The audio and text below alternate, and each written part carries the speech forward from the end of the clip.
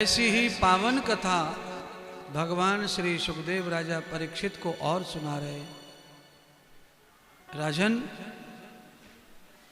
आज देवताओं की और दैत्यों की माता अदिति इस बात को लेके परेशान है कि उसके जो देवता पुत्र हैं वो बहुत दुखी और परेशान हो गए हैं। किसने परेशान किया? दिति के पुत्रों ने, सौत के पुत्रों ने, भाइयों ने। क्या परेशानी है? तो परेशानी बहुत ज्यादा बड़ी नहीं है बंधुओं। आलस्य प्रमाद के कारण सत्कर्मों से वंचित हो गए देवता। आज की कथा का हेडिंग क्या है? सेवा। देवता सेवा से वंचित होने लगे। देवता काम, देवता किसी भी प्रकार के उल्लंघन में चले गए। देवताओं ने स्वर्ग के नियम सब तोड़ लिए और इतने विलास भोग में चले गए देवता कि देवताओं की शक्ति क्षीण हो गई, पावर चला गया। देवताओं की जगह पर भक्त प्रहलाद के प्रपौत्र राजा बलि के हाथ में स्वर्ग का शासन आ गया। तो परीक्षित जी ने पूछा, महाराज राजा बलि ऐसा कौन सा कर्म करते हैं जिन्हें स्वर्ग का राज्य प्राप्त हो गया, और इंद्र ने ऐसा कौन सा कर्म बिगाड़ दिया जो इंद्र सिंहासन छिन गया? दोनों का परहेज बताकर कथा सुनाते हैं। समुद्र का मंथन हुआ और समुद्र मंथन में अमृत निकला, और अमृत कपट से भगवान विश्व मोहिनी ने देवताओं को ही पिलाया। देवताओं के बीच में छुप कर के राहु बैठ गया था, उसने भी अंजलि बढ़ा दी थी अंधेरे में। भगवान उसके भी हाथ में डाल दिए थे अमृत और वो पी गया था। तब भगवान को पता चला कि राहु अमृत धोखे से पी गया, तो अमर हो चुका था अमृत पिया तो भी भगवान ने चक्र से उसकी गर्दन काट दी। तो राहु के दो टुकड़े हो गए, एक राहु और एक केतु, और दोनों ही चंद्रमा के पास में बैठ कर के अमृत लिया था, इसलिए चंद्रमा के निकट ही उसे आसन प्राप्त हो गया और देवताओं के साथ में उसकी पूजा प्रारंभ हो गई। उसी समय राजा बलि ने अपने गुरुदेव शुक्राचार्य से कहा कि हमारे साथ धोखा हुआ है।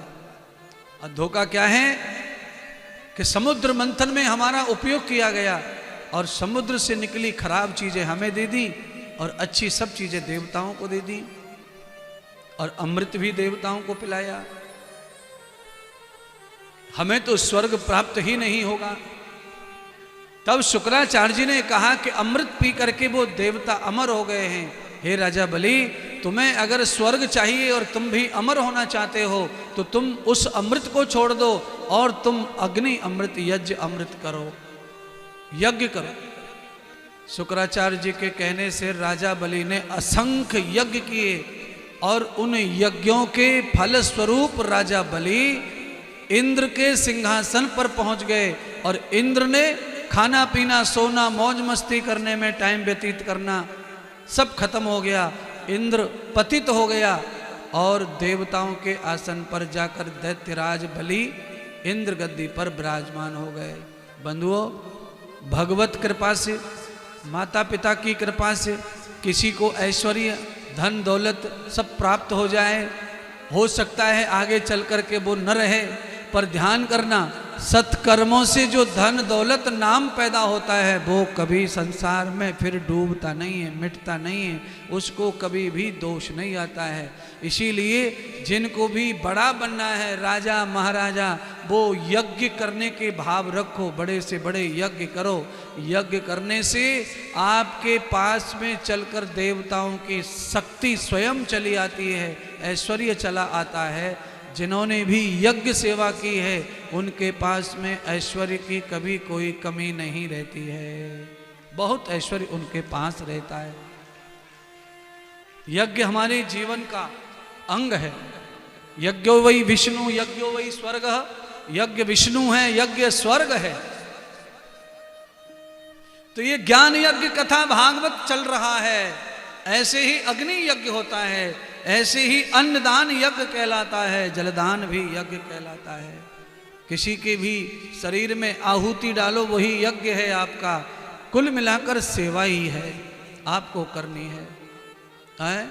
सेवा के नाम पे तो आदमी इतना आलसी हो गया है कि घर के बुजुर्ग को भी एक गिलास पानी देना पसंद नहीं आता है।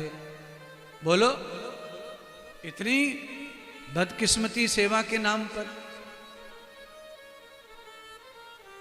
बाहर की सेवा कैसे करेगा कोई? इसीलिए सेवा का महत्व जान लीजिए।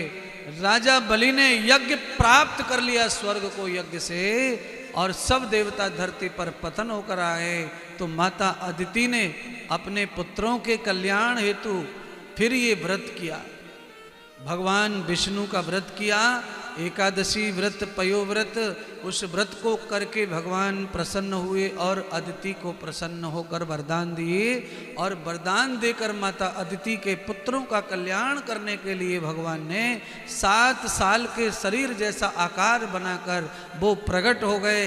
देवताओं के घर में छोटे भाई बन करके। बोलिए श्री वामन भगवान की जय हो। धातु सोने की हो सकती है। आ जाइए, लौट के कथा में पहुंचते हैं। कृष्ण पक्ष आ गया, अष्टमी की तिथि आ गई। रात के 12 बजने में कुछ ही मिनट शेष हैं, तब ही परमात्मा ने आज सपने में दर्शन दे दिया वसुदेव को। सपने में, पहली नींद में सपना आ जाए और उसमें भगवान की कोई भी किसी भी प्रकार की छवि दिखती हो तो आप सुबह जरूर समझ लेना कोई अच्छा संदेश आने वाला है, कोई अच्छा संदेश आएगा। पहली निद्रा में अगर छवि प्रभु की दिखे, चतुर्भुज नारायण की छवि दिखी, आकाशवाणी भी हुई, मैं विष्णु, हे वसुदेव, तुम्हारी अर्धांगिनी देवकी की बगल में छोटा बालक बन के आ चुका हूँ, जगाओ देवकी को, तुम भी आंखें खोलो और मुझे शीघ्र ही गोकुल छोड़ के आ जाओ। वहां पर कन्या ने, माया ने अवतार